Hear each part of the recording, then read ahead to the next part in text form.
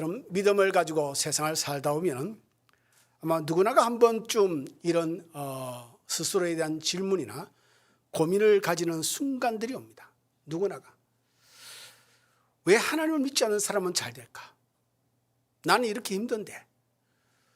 그럼 나는 이렇게 열심히 교회 나가고 예배도 열심히 드리고 봉사도 하고 기도도 하는데 왜 나는 삶이 척박하고 하나님을 모르고 교회도 다니지 않는 저들은 왜 이렇게 형통할까? 성실하게 신앙생활 나는 힘들고 하나님 밖에 있는 세상의 사람들은 형통해 보이는 이 상황에 대해서 고민과 갈등을 겪습니다. 오늘 본문을 기록한 아삽이라는 사람이 있는데 이 아삽이라는 사람은 다윗 시대의 레인으로서 성가대장입니다. 하나님을 찬양하는 성가대를 이끄는 리더였는데 뿐만 아니죠. 이것은 단순히 성가대장이 아니라 당시 영적 리더입니다. 신앙의 리더였죠. 그런데 그가 오늘 본문을 통해서 73편 전체가 그렇습니다. 73편 전체가 아삽이 그의 삶 가운데서 신앙의 리더였는 사람이 갈등의 입사입니다. 그가 신앙의 밑바닥까지 내려갔던 것을 고백하는 것을 오늘 본문에서 우리가 발견하게 됩니다. 1절에서 3절까지는 그런 내용들이 담겨 있죠. 하나님께서는 참으로 정결한 자에게 선을 베푸시는 하나님을 내가 압니다. 아는데 내가 악인의 형통을 보고 내가 실족할 뻔했습니다. 소위 미끄러지고 넘어지고 내가 신앙에서 하나님을 떠날 뻔했습니다. 이 말의 의미는 그냥 이렇게 생각하시면 좋을 것 같습니다. 하나님을 영원히 떠나지는 않겠죠. 하나님이 우리를 향한 그 마음에 대한 의심이 되는 거죠. 하나님이 나를 사랑하시는지 사랑하지 않으시는 건지.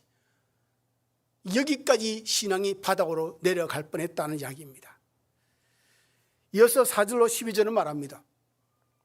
악인의 형통을 보고 그런 느낌을 가졌는데 그런 4절로 12절까지 악인의 형통에 대한 이야기를 열거를 하고 있죠. 하나님을 모르는 이들은 죽을 때도 고통 없이 죽습니다. 고난도 없습니다. 재앙도 없습니다. 몸도 건강합니다. 그런데 나는 왜 삶이 이 모양 이 꼴이죠? 라는 갈등인 것이죠. 그리고 13절로 16절까지 이렇게 고백합니다. 내가 내 삶을 정결하게 하며 그리고 내 손을 씻어 무지하다. 소위 말하면 하나님 앞에서 말씀을 지키며 정직하고 거룩하게 지켜왔던 내 삶이 허무하게 느껴집니다. 가치 없게 느껴집니다. 참으로 실로 헛되도다. 그렇게 내 마음이 실족하기까지 내려가는 마음 상태가 되어버리고 말았습니다. 자, 여기까지 보면 아삽의 마음은 그냥 무너져 있는 상태죠. 그런데 17절에 반전이 있습니다. 17절에 이렇게 기록되어 있죠. 하나님의 성소에 들어갈 때라야 그들의 종말을 내가 깨달았나이다. 이 성소라는 말의 의미는 하나님의 임재의 장소요 상징이죠. 그리고 하나님을 예배하는 곳입니다. 내가 하나님의 임재를 경험할 때 하나님 앞에 나가서 하나님을 예배하는 장소에 하나님의 임재를 깨달을 때 내가 비로소 내 눈이 열려서 보게 되었나이다. 지금 내 눈에 보이는 그들의 형통이 내게 부러움이 아니라 멸망으로 가는 그들의 끝을 내가 보게 되었습니다. 여러분, 그 결과가 오늘 성소에 들어갈 때 깨달은 그 깨달음의 결과가 오늘 보면 27절, 28절이죠. 뭐라고 고백하고 있죠? 27절. 하나님을 멀리한 자들이 지금 내가 보기에는 그들이 형통하고 부유한 것 같으나 건강한 것 같으나 그들은 멸망으로 가는 망하는 길이구나. 두 번째 28절. 그러므로 내가 깨달는 것이 하나 있는데 하나님을 가까이 하는 것이 내게 복이구나 라는 진리를 하나님의 성소에 들어갈 때 아삽이 깨달았다는 겁니다. 오늘 이 말씀을 가지고 여러분 두 가지 이야기를 나누고 싶은데 간단하죠. 27절 그리고 28절입니다. 첫 번째 메시지는 심플합니다. 하나님을 멀리하는 자는 망하리이다. 이게 아삽이 깨달은 진리입니다. 성소에 들어갈 때 깨달은 진리죠. 27절 기록을 다시 제가 읽어드립니다. 무릇 주를 멀리하는 자는 망하리니 엄녀같이 주를 떠난 자를 주께서 다 멸하셨나이다. 여기서 주를 멀리한다 할 때 멀다라는 이 느낌은 단지 거리가 아닙니다. 하나님과 나와의 거리가 10m, 100m, 1km의 개념이 아닙니다. 이것은 다른 의미죠. 그 의미는 27절 하반절에 이렇게 기록되어 있습니다. 엄녀같이 주를 떠난 자를 주께서 다 멸하셨나이다. 엄녀같이 주를 떠난 자. 여러분, 이스라엘은 구약에서 하나님과 백성들의 관계를 혼인관계로 종종 비유를 합니다. 부부관계인 것이죠. 그래서 백성들이 하나님을 제대로 섬기지 않고 우상을 섬기면 그것을 여러분 영적 간음이라고 규정을 합니다. 그러니까 남편을 버리고 다른 남편을 찾아 나선 것이죠.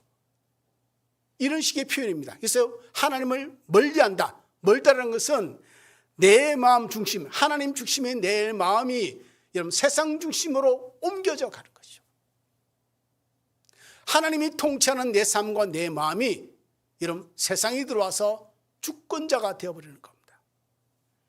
이것을 이사야는 59장 2절에 이렇게 표현합니다. 이것이 중요한 답이 되는데, 오직 너희 죄악이 너희와 너희 하나님 사이를 갈라놓았고 너희 죄가 그의 얼굴을 가리게 하여 너희를 듣지 않으시게 함이라. 신약에 와서 야고보는 야고보서 3장 12절에 이 말씀을 다르게 이렇게 표현합니다. 형제들아, 너희가 다 함께 삼가 혹 너희 중에 누가 믿지 아니하는 악한 마음을 품고 살아계신 하나님에게서 떨어질까 조심하라. 이 이사야나 야고보가 이 두 본문이 우리에게 던지는 중요한 메시지는, 포인트는 이거죠. 우리가 하나님께서 멀어지는 이유, 내가 하나님께로 떨어지는 이유는 한 가지, 내가 주체라는 겁니다. 환경이 문제고 누군가가 이유가 되는 것이 아니고 내가 그 선택을 따라간 것이죠. 내가 죄를 선택하고 내가 거룩을 버린 것입니다. 내가 하나님의 자리로 나아가지 않고 내가 세상의 자리로 나아간 것이죠. 그러니까 나의 선택에 의해서 하나님께서 내가 멀어졌고 하나님이 나의 소리를 듣지 않으시고 내가 하나님께로 떨어져 나가게 된 것이죠. 결국 하나님을 향한 우리의 불신앙의 문제로 인해서 여기까지 오게 되었다는 겁니다. 아삽은 몰랐습니다. 몰랐다는 게 참 어폐가 있죠. 성가대장이었고 영적 리더가 이 단순한 진리를 몰랐을까? 결국 본질은 이거죠. 아삽이 지금 겪는 문제와 고통이 문제가 아니라 그것을 대하는 내 태도가 문제인 것이죠. 아삽이 그것을 대하는 내 태도가, 와, 저들은 참 잘 먹고 잘 산다, 저들이 부럽다, 내 삶은 왜 이 꼬라질까 라는 자체가 하나님께 죄가 된다는 불신앙의 길이라는 것을 아삽은 못 느끼고 있는 겁니다. 이 가치의 기준이 우리가 하나님께 받는 복이라는 개념이 잘못되어 있는 것을 아삽은 느끼지 못하고 있는 거죠. 과연 몰랐을까? 그런 위치에 있는 아삽이 이런 간단하고 정말 단순한 영적 진리를, 복음의 진리를 몰랐을까? 예, 그럴 수 있습니다. 내 삶이 너무 힘들면, 여러분 그런 경우 있지 않습니까? 평생을 가난하고 정말 돈 때문에 힘들어하는 사람들은 말이죠, 성도들도 이런 생각을 가집니다. 한 번쯤 부자로 살아봤으면 좋겠다. 돈 걱정 안 하고 한번 살아봤으면 좋겠다. 집 걱정 안 하고 한번 살아봤으면 좋겠다. 정말 돈 계산 하나 안 하고 먹고 싶은 거 마음껏 사 먹고 살아봤으면 좋겠다. 그렇지 않겠습니까? 그런 마음이 왜 없겠습니까? 그러니까 우리가 지금 겪고 있는 문제가 너무 힘들면 그것 때문에 내 속에 생겨나는 마음이 불신앙이 된다는 것을 인지하지 못하고 넘어가는 경우가 흔하게 많습니다. 본질은 뭐냐면 아삽의 마음인데, 그가 겪고 있는 고난이 아니라 그 고난을 대하고 있는 아삽의 마음이 세상으로 흘러가고 있다는 것을 아삽은 못 느끼고 있던 거죠. 우리는 자주 그런 생각을 하게 됩니다. 내 통장의 잔고가 얼마고, 그리고 세상이 나를 어떻게 바라봐주고 인정하고 사회적 위치가 어떻고, 이런 것들로 우리는 하나님께 나를 사랑하신다는 증거나 복으로 삼는 경우가 허다하게 많습니다. 그런데 여러분, 성경은 그렇게 말하고 있지 않다는데 문제가 있는 겁니다. 생각해 보십시다. 하나님을 멀리하며 삶을 사는데 내가 엄청난 부를 구가하며 모든 일 하는 것마다 잘 되고 형통하고 내가 만나는 사람마다 다 문제없고 아름다운 사람이고 내 자식들도 아무 문제없고 형통하고 승승장구한다면 그것이 과연 복일까? 그런데 문제는 성경은 그걸 복이라고 인정하지 않는 데 있습니다.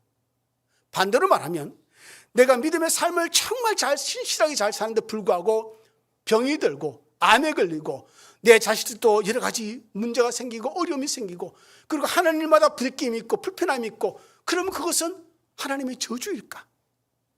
근데 성경은 그것을 그렇게 다루지 않는다는 겁니다.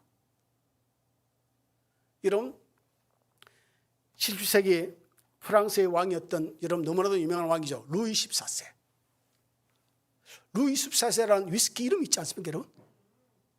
술을 좋아하시는 분들 아실 것 같아요. 루이 14세. 근데 여러분 이 루이 14세가 별명이 뭐냐면 태양왕입니다. 태양왕. 자기가 최고 권력자예요. 그러니까 신과 같은 존재예요. 그러니까 절대적 권력을 구가했던 때가 이 루이 14세입니다. 유럽에서 있었던 세워졌던 왕 중에서 가장 최장기의 왕권을 누렸던 사람이 루이 14세입니다. 72년 동안. 무려 72년 동안. 그 부귀와 영화와 건설을 자기 마음대로 누리다 보니까 백성이 얼마나 여러분 힘들겠습니까? 그런 여러분 프랑스의 베르사유 궁전 가보셨습니까? 정말 아름답죠. 거기에서 그는 72년을 프랑스를 다스립니다. 그런데 1517년에 그의 몸에 괴제가 생깁니다. 괴제라는 것은 뭐냐면 혈관의 한 곳이 막혀서 이런 이 피부가 세포가 괴사가 일어나는 거예요. 썩어 들어갑니다. 의사들이 이것을 잡지를 못해요. 결국 죽어요. 1715년 9월 1일에 루이 14세가 마침내 파이널리 그는 세상을 떠납니다. 72년의 왕권의 통치를 절대적 통치를 내려놓고. 그런데 그가 장례를 치러야 되는데 그의 시신을 관에 넣고 장례식을 치르기 위해서 생전이 대성당으로 운구됩니다. 그 관이. 백성들이 엄청 많이 길가에 나왔죠. 보통 왕이 죽었으니 통곡하고 슬퍼야 되는데 이 루이 14세 그 관이 생전이 대성당으로 가는 길에 백성들이 여러분 야유를 내기 시작합니다. 우하고. 왜? 72년 동안 그가 누렸던 절대 권력과 부귀 가운데 백성들은 피폐했거든요. 그가 가졌던 절대 권력, 엄청난 부귀 영화 아무 의미가 없습니다. 어떤 도움도 안 줬죠. 여러분 형통해 보이는 복, 문제는 하나님께서 인정하는 복인가? 라는 게 중요하지 않겠습니까? 하나님을 멀지 않은 채 누리는 본능은 하나님 나라에 어떤 가치가 있을까? 하나님 안에 하나님 밖에서 누리는 형통의 삶이 과연 형통일까? 아삽은 성소에 들어가면 하나님의 임재 가운데 그가 들어가면서 깨달은 게 있습니다. 아하, 이들의 마지막은 멸망이구나. 자, 두 번째 얘기를 나눠봅시다. 자, 이게 첫 번째 아삽이 깨달은 진리라면 두 번째는 28절이 주시는 우리에게 메시지죠. 하나님을 가까이 하는 자가 복이 있다 라는 것입니다. 28절 기록을 제가 읽겠습니다. 하나님께 가까이 함이 내게 복이라. 내가 주 여호와를 나의 피난처로 삼아 주의 모든 행적을 전파하리이다. 아삽이 이 고백이 이르기까지 그는 형통하지 못했습니다. 삶이 척박했죠. 얼마나 그의 삶이 힘들었으면 하나님 밖에 있는 사람의 형통을 부러워했겠습니까? 오히려 혼란이 일어났겠습니까? 나는 내 삶을 하나님 앞에서 정결하게 지키기 위해서 거룩하게 살아왔는데 이게 헛된 것이라고 마음이 자꾸 생각이 드는 겁니다. 그런데 그가 깨닫게 된 거죠. 하나님 임재 안에 그가 들다 보니까 깨닫게 된 것이 하나님 밖에 있는 저 형통과 부귀는 의미가 없는 거구나. 왜? 결국 망해가는 인생이니까. 멸망으로 가는 인생의 과정에 그렇게 한들 그것이 무슨 부를 것이 있을까? 나중에 그는 21절 22절에 이렇게 말합니다. 그 자신에 대해서 뭐라고 말하냐면은 깨닫고 난 뒤에 내 마음이 산란하며 내 양심이 찔렸나이다. 내가 이같이 우매 무지함으로 주 앞에 짐승입니다. 내가 깨달음이 없어서 이 진리를, 이 지식을 없어서 내가 눈에 보이는 것만이 전부인 양 짐승처럼 무지몽매한 판단과 생각을 하며 하나님 앞에 시간을 보냈습니다. 형통을 잃고 오히려 그 어리석음 속에서 진짜 자신의 모습을 아삽은 보게 된 거죠. Who am I? 내가 누구냐? 세상 가운데 자기를 볼 때는 초라하기 짝이 없습니다. 왜? 세상 사람들 볼 때 너무 잘 먹고 잘 사거든요. 근데 자기는 하나님을 믿는 백성인데도 불구하고 속된 말로 지질이 궁상이거든요. 힘든데 하나님의 임재 앞에 그가 눈이 열리고 깨달음이 왔는데 그가 가졌던 이 감정과 느낌이 하나님께 얼마나 부끄러운 모습인지를 아삽은 깨달은 거죠. 그래서 이 아삽은 이렇게 말합니다. 하나님을 가까이함이 내게 복이구나. 그래서 25절 26절에 23절 26절 내용이 긴데 제가 좀 몇 부분만 읽겠습니다. 이렇게 고백합니다. 내가 항상 주와 함께하니 주께서 내 오른손을 붙드셨나이다 라고 합니다. 하나님이 나와 항상 함께 하시고 나도 하나님과 함께하는 인생이었는데 하나님이 나를 붙들어 주시는데 이게 느껴지지가 않았던 거죠. 왜? 현실의 고통에 몰입하다 보니까 하나님이 보이지 않습니다. 그 이후에 이렇게 고백하죠. 내 육체와 마음은 쇠약하나 하나님은 내 마음의 분깃이요 내 마음의 반석이시요 영원한 분깃이시니라. 그러니까 내가 하나님 안에서 지금 삶을 축복하지만 하나님 안에서 내가 안전한 가운데 거하고 있고 하나님 나의 상급이시고 나의 부요함이신데 그래서 고백하는 거죠. 28절 마지막 절에 이 사람들아 우리가 하나님을 가까이 해야 된다. 그것이 진짜 복이더라 라는 이야기를 하는 것이죠. 야고보서 4장 8절은 이렇게 말합니다. 하나님을 가까이 하라. 그러면 그가 너희를 가까이 하시리라. 저는 이 말씀이 참 좋은 게요. 여러분 이렇게 되는 거죠. 우리가 하나님께 가까이 나가는 것은 늘 한계가 있습니다. 왜? 우리의 한계입니다. 우리는 유한한 존재입니다. 능력도 한계가 있고 지혜도 한계가 있고 지식도 한계가 있고 우리가 가진 에너지도 한계가 있습니다. 그러니 완전함으로 하나님께 나아가기는 어려움이 우리에게 늘 있는 거죠. 근데 이렇게 말씀하십니다. 하나님을 가까이 하라. 뭐라고요? 하나님이 너희 가까이 오시리라. 내가 하나님께 10m의 거리가 있는데 내가 5m밖에 못 가요. 근데 하나님이 5m를 다 주신다는 겁니다. 이게 은혜인 거죠. 내가 하나님을 가까이 했더니 하나님이 나를 더 가까이 나를 이끌어 주시더라. 이게 은혜임을 야고보는 깨달은 것이죠. 이것은 단순히 종교적 행위가 아니고 하나님과의 친밀함에 대한 이야기입니다. 여러분 누가복음 15장에 보면 돌아온 탕자에 대한 이야기가 나오죠. 둘째 아들이 아버지 재산을 가져가서 허랑방탕하게 다 허비하고 거지로 인생을 살다가 아버지께로 돌아옵니다. 아버지는 매일마다 문 앞에 나와서 마을 어귀에 나와서 아들이 돌아오나라고 기다리고 있다가 멀리서 보니까 아들이 거짓골을 하고 돌아오니까 아버지가 어떻게 하죠? 쫓아가서 아들을 품습니다. 이게 너희가 하나님을 가까이 하라. 하나님 너희를 가까이 하시리라. 우리가 한 스텝만 하나님을 가까이 하면 하나님이 또 한 스텝 더 가까이 내게 다가오시고 나를 이끌어 주시는 것이죠. 이거는 여러분 단순히 우리가 종교적 의식을 좀 더 해야 된다 개념이 아니라 마음입니다. 멀리하는 개념을 여러분 알았듯이 가까이 한다는 개념도 그런 개념입니다. 단순히 신비한 체험을 가진다는 것이 아닙니다. 인격적인 하나님과의 친밀한 교제를 형성한다는 겁니다.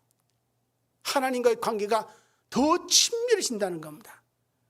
예수님은 요한복음 17장 3절에 이렇게 그 부분을 설명을 하고 있습니다. 기도 가운데 말씀하기를 영생은 유일하신 하나님과 그가 보내신 자 예수 그리스도를 아는 것이다. 알아가는 것이죠. 알아가는 겁니다. 친밀해지는 거죠. 더 깊어지는 거죠. 관계가 교제가 말입니다.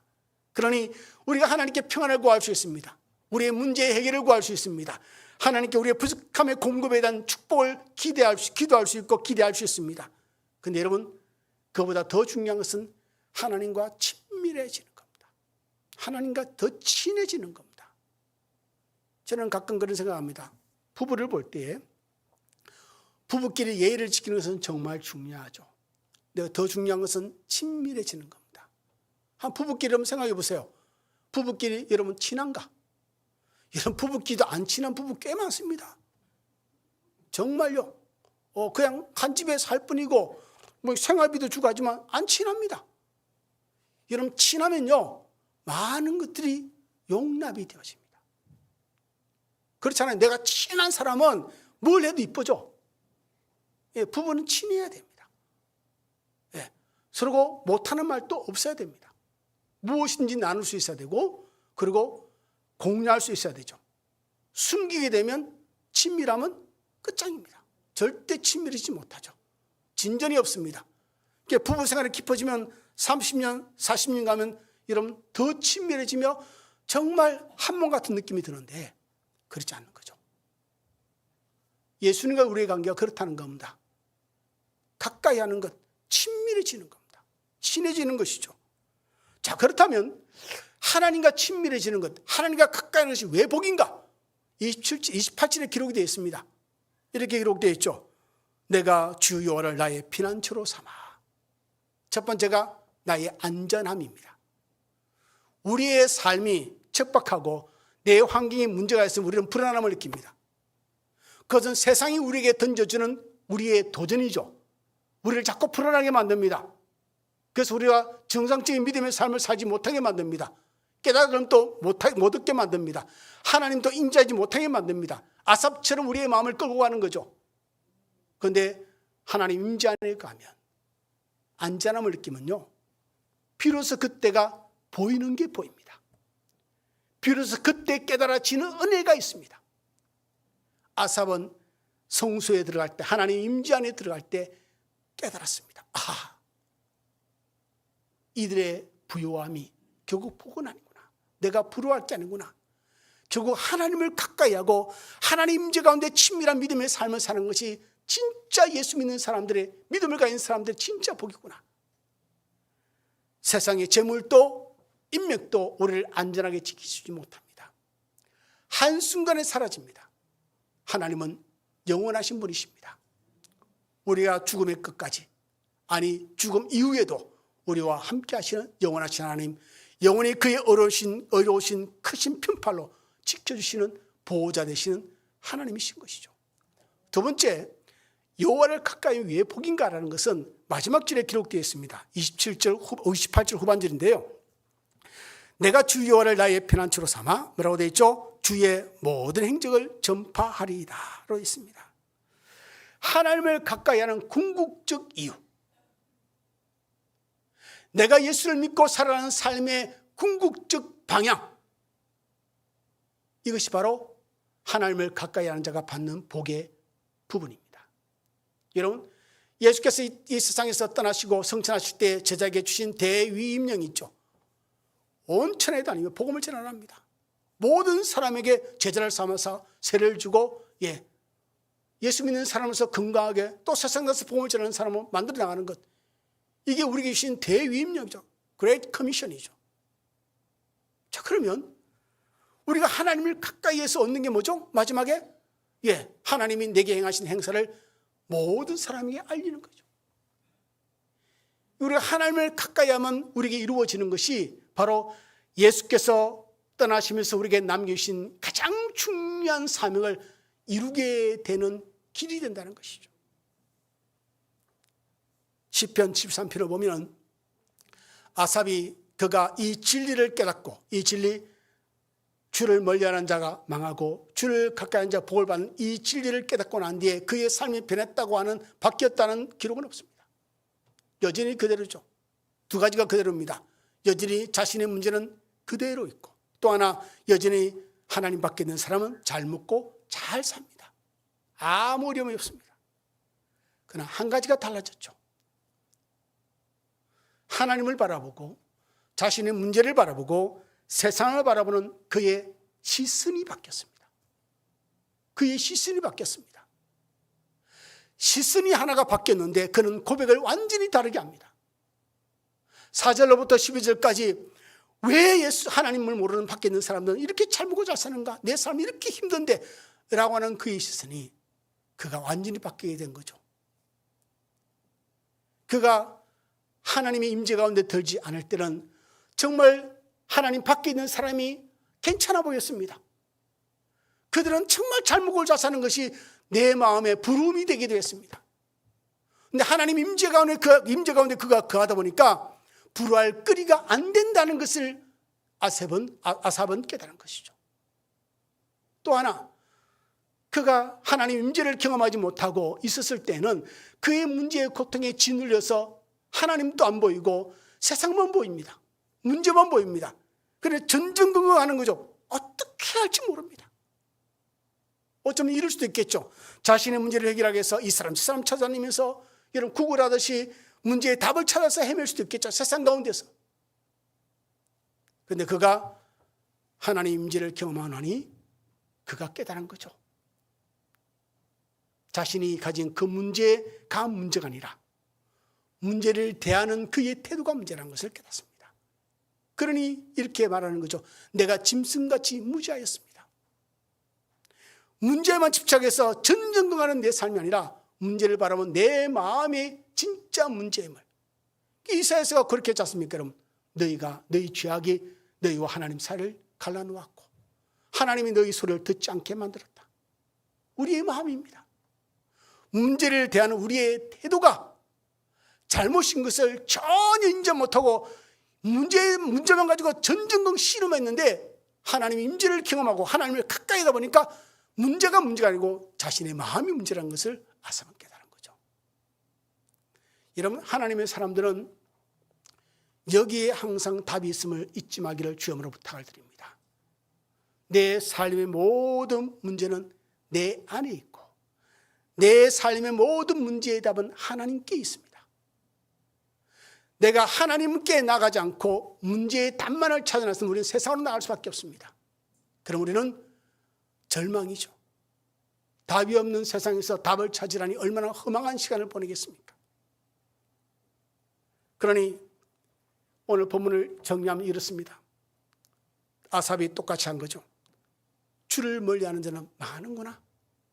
그러니 주를 가까이 하는 자가 복을 받는 거구나. 그러니까 아삽은 깨달은 거죠. 성경에 들어가면 하나님의 임재를 경험하다 보니까 하나님에게서 내가 누구인지를 깨닫고 또 하나 하나님이 내게 어떤 분인지를 진실되게 깨달은 거죠. 그러니 그의 태도가 어떤 태도를 가져야 되는 것을 그는 완전히 깨닫고 난 뒤에 후회와 회개의 내용을 고백하면서 27절, 28절의 고백이 등장하게 된 거죠. 아하, 내가 불효했던 그들의 삶이 마지막은 망하는 거였구나. 내 축복한 삶, 나는 그 문제만 붙들고 전전긍긍했는데 나는 하나님의 사람이구나. 하나님이 함께 해주는 사람이고 나는 하나님 곁에 있는 존재구나. 이것을 깊이 있게 깨달은 것이죠. 그러니 여러분, 그렇다면 우리의 지금 살아가는 삶의 태도나 기도도 좀 바뀔 필요가 있겠습니다.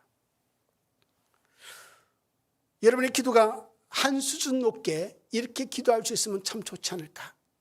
예를 들면 하나님, 내 문제가 이렇고 내 고통이 이렇고 이것을 빨리 해결해 주시고 하나님 제하여 주시고 길을 열어주시옵소서 라는 기도도 할 수 있습니다.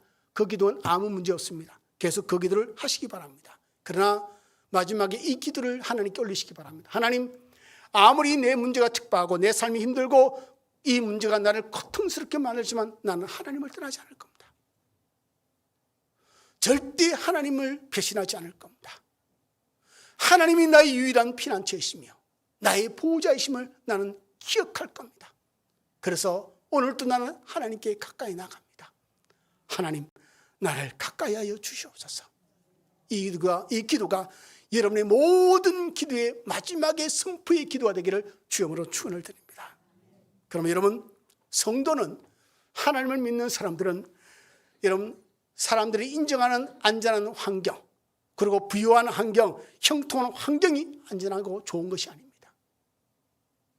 예수 믿는 사람의 가장 안전하고 가장 축복된 공간은 하나님의 임재 안에 머무는 겁니다. 그것을 아삽은 말하는 거죠. 하나님을 가까이 하는 것이다. 하나님과 좀 더 친밀해져라. 하나님과 좀 더 친해져라. 좀 더 깊어져라. 너의 영의 눈이 열려서 하나님을 제대로 볼 줄 알고 너의 문제가 진짜 무엇인지를 볼 줄 아는 그 수준에 가기를 바란다. 아마 아삽의 기대감이 이런 부분이 아닐까. 그렇다면 오늘 저는 마지막 설교를 마치면서 여러분에게 이 문제를 제기합니다. 아마 우리 모든 신앙인들의 화두가 되었으면 좋겠습니다. 자, 이렇게 돌아봅시다. 우리 가운데도 지금 고난과 어려움이 삶의 문제가 누구나 다 있겠죠. 그럼 이렇게 돌아보시기 바랍니다. 내가 지금 겪고 있는 문제나 고통이나 아픔과 여러 가지 고난들이 나를 하나님께로 더 가까이 이끌고 있는가? 아니면 그 고통과 문제, 어려움 때문에 내가 하나님을 자꾸 멀리하고 있는가?